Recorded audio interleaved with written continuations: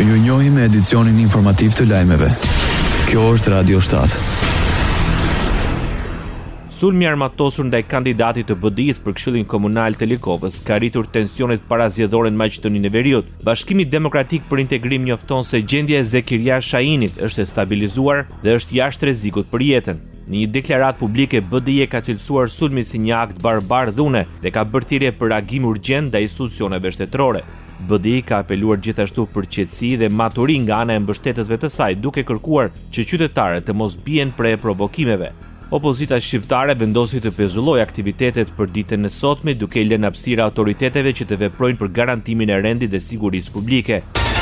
Koalicioni Vlen shpreh shqetësimin e thellë ndaj incidentit të ndodhur në Kumanov, ku plagos nga personat armatosur Zekiria Shahini. Në deklaratën zyrtare, Vlen dënon fuqishëm çdo formë të dhunës. Si koalicion bëjmë thirrje për qetësi, vetëpërmbajtje dhe respektim të institucioneve kompetente që duhet ta zbardhin plotësisht rastin, thuhet në reagimin e tyre. Vlen thekson se në asnjë rrethant nuk mund të justifikojë veprime që rrezikojnë jetën dhe sigurinë e qytetarëve.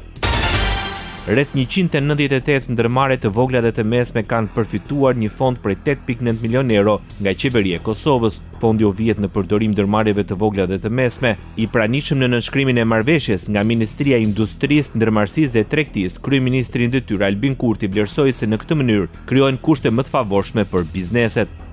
Qëllimi i kësaj skeme mbështetëse është për zgjerimin e kapaciteteve prodhuese dhe përpunuese në sektorët prioritar industrial dhe rritjen e konkurrueshmërisë së tyre me produkte me vlerë për tregun ndërkombëtar. E dyta është skema e granteve në mbështetje të ndërmarrjeve që operojnë në sektorin e teknologjisë së informacionit dhe komunikimit. Janë 42 ndërmarrje përfituese me vlerë prej 1 milion euro.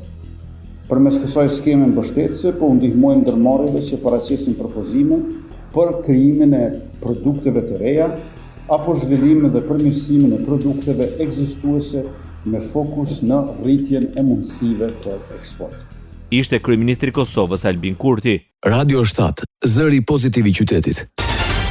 Ndërtimi dhe turizmi po mbështesin rritjen ekonomike të Shqipërisë. Në rënien ndikimi i buqësisë, të dhënat janë bërë publike nga Banka Botërore. Në raportin e fundit ndër të tjera parashikohet që për këtë vit ekonomia do të rritet me 3.7%, ndërsa për vitin 2026 parashikohet një rënje me 0.2%. Shkak janë pasiguritë në tregtinë globale dhe ndryshimet në perspektivën ndërkombëtare. Ngadalësimi parashikohet të prekë dhe vendet e rajonit.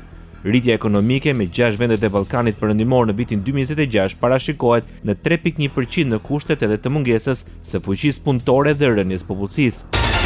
Kryeministri Edi Rama premton rikthimin e hapësirave publike për qytetarët. Në konferencën ndërkombëtare Walk 21 mbajtur në Tiranë, ku folën mbi masat që po merr qeveria për shtimin e hapësirave publike dhe të përmasës së gjelbër në zonat urbane, kryeministri nënvizoi nevojën për vijimin e aksionit.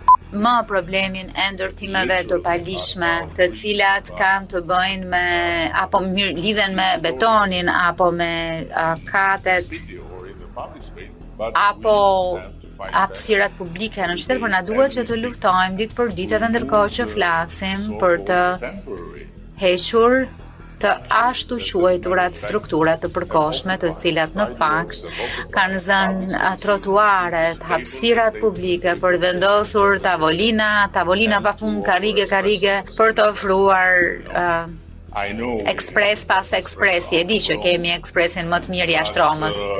Në edicionin e saj të 25, konferenca ndërkombëtare Walk 21 mblodhen në Tiranë ekspert nga gjithë bota për të ndarë përvoja dhe ide mbi mënyra për të zhvilluar dhe zbatuar politika që bëjnë ecjen zgjedhjen e përditshme të jetës urbane. Ndoqët lajmet shkurt në Radio 7, zëri pozitiv i qytetit.